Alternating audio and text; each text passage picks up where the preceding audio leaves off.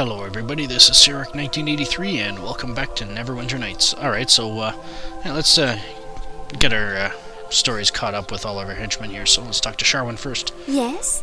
Is there something you need? I just want to talk for a while. Talk about what, Kel?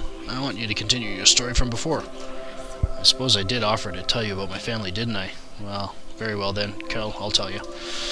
By my family, I actually mean my mother. She's the only true family I've ever known. I never met my father. He and my mother parted ways before I was born. Mother was an adventurer, you see, a mage in fact, of some skill. This is what other people have told me, however, as mother would never discuss it. She left that life behind along with my father to marry a man of wealth. Why would she do that? As I said, mother wouldn't discuss it.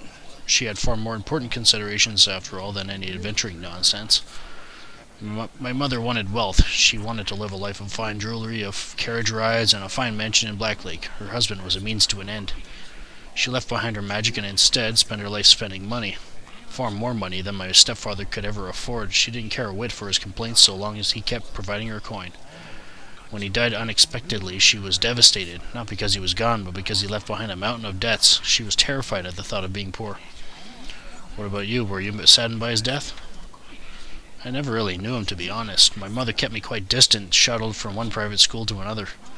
She formed a desperate plan, although she rarely saw me when I was a child. Now she had need of me. I was a comely young woman, and she would see me wed to a wealthy bachelor. Not for my benefit, of course, but for her own. I was so meek and accustomed to being ruled by her, I couldn't even conceive of an objection. My mother had her eye on the young Lord Farthington. He would never stoop to marry poor nobility, however, not unless he desired me. I would have to seduce him. Did you? I had intended to. I went to Lord Farthington's estate to attend a party being held in his honor, my mother meaning us to meet. When we arrived, I was awestruck at the size of the hall. There were so many people dancing, I could barely take it all in. The music was so beautiful. I stepped onto the floor and approached the man my mother pointed out. I was very nervous, but the man was handsome and kind and witty. I fell in love with him immediately. My mother grabbed me away from him angrily. Not long later, I had mistaken her directions. It was not Lord Farthington that I had danced with, after all. It was far too late for my heart, however. Who was this man, then? His name was Daelan, a penniless apprentice bard in the service of Lord Farthington. I was utterly in love with him. My mother told me to forget all about him. I couldn't, however, despite the possibility that we might lose everything. So what happened?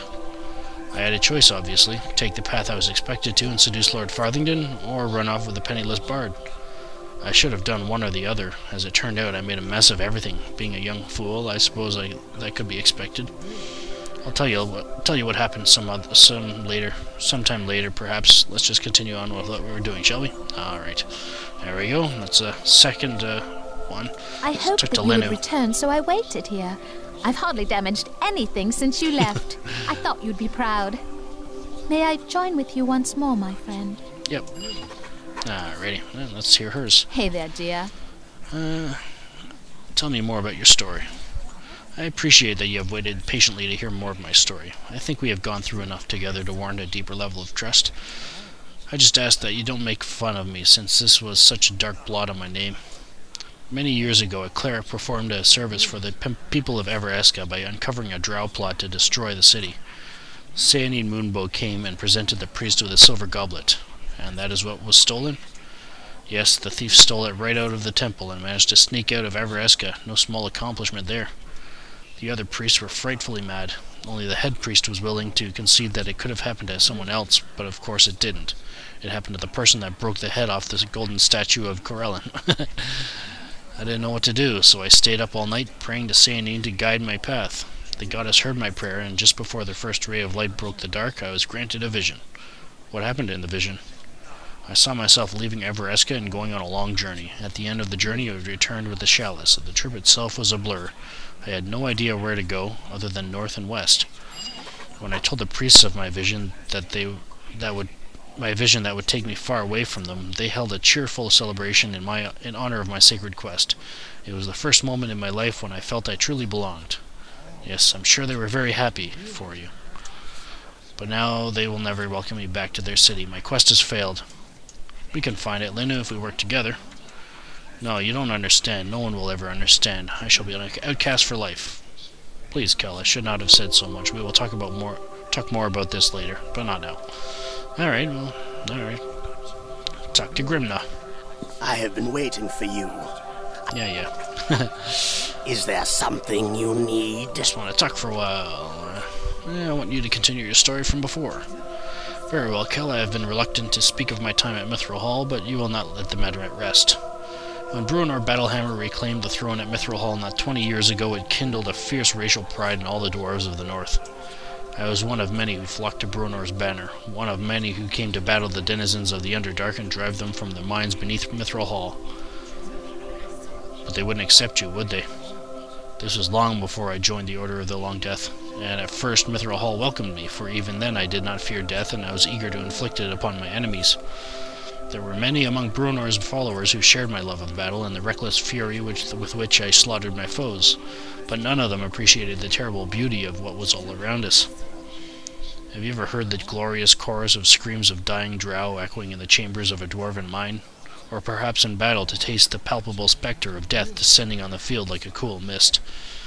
Have you ever stood over a dying comrade, drinking in his pain and fear as his life bleeds away, gazing into his eyes to glimpse the terrible understanding shining through in the final instant death claims him?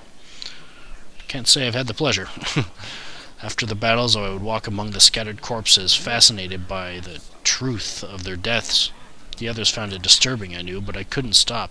The compulsion was too strong. And as I wandered amidst the twisted, mangled bodies and gazed into the masks of agony forever frozen on their faces, I understood. Drow, Duergar, Dwarf, in death we are all the same. In death we are all perfect. I tried to share my revelations with my brothers in arms, but they could not understand. They only looked at me with horror and disgust. They were weak, Grimgnaw. They couldn't dare to face death like you. I left Mithril Hall shortly after my revelation in search of something. I found the Order of the Long Death. I suppose I cannot blame my fellow dwarves for the reaction. The acceptance of death is not easy. Even among my order, there are those who cannot face the Silent Lord when their time comes. What do you mean by that? I'm sorry, Kel. I should not have said anything about this to you. This is a matter that must be solved by those of my order. You can tell me, Grimgnaw. Maybe it's something I can help you with. This is not the time to speak of this, Kel. Let us return to our mission. And yeah, that's all he's willing to share with us. Alright, let's go talk to Daelan now. I've been waiting for you. Yeah. Yes? I want you to continue your story from before. In the time we have been together, you have respected my request for privacy, Kel. Now I feel I am ready to tell you the rest of my tale. I mentioned my exile to you before, Kel. The truth is, I did not willingly leave the Uthgardt to come to Neverwinter. The tribe cast me out. I am a monstrous half-breed. As a child, it was obvious my blood was tainted. I was violent and savage. It was only because of the pleas of my mother that the tribe did not slay me as an abomination while still an infant. Do they hate you so much just because you were different? You don't understand. Not only am I different, I am half-orc. The orcs are my tribe's most hated enemies. For generations they have warred with the Uthgardt. How could my tribe welcome me when I am a living reminder of their worst foe? What about your father? I never knew my father. My mother never spoke of him, though I saw the pain in her eyes whenever I asked, but where the pain came from I could not say. Some in our tribe said he was a vile beast who forced himself on my mother during a raid. Others claimed my mother loved him and welcomed him to her bed, then wept when he was murdered by the warriors who discovered them. The truth I shall never know, for it died with my mother last winter. At her death, the tribe cast me out. Can you blame them? Why waste good provisions on a half-breed bastard yet to prove himself in the world? That's horrible. They had no right to do that. I bear my tribe no ill will. They had little choice. Until I prove myself, they cannot be certain where my loyalties lie. Once I show the spirit of the Uthgardt is pure within me, the Red Tiger tribe will welcome me back. And it is not as if they abandoned me in the cold. They gave me food and weapons before they sent me out into the world to prove myself, and a sacred talisman of the tribe once carried by my mother. Forgive me, Kel, but I cannot speak of this anymore. It is too painful. I want to help you, Daelan. I thank you for your kind offer, but there is little you can do for me right now. Please, Kel, the things I said before, the words were, this is not the time to speak of such things. Perhaps later I will speak more of this, but not now.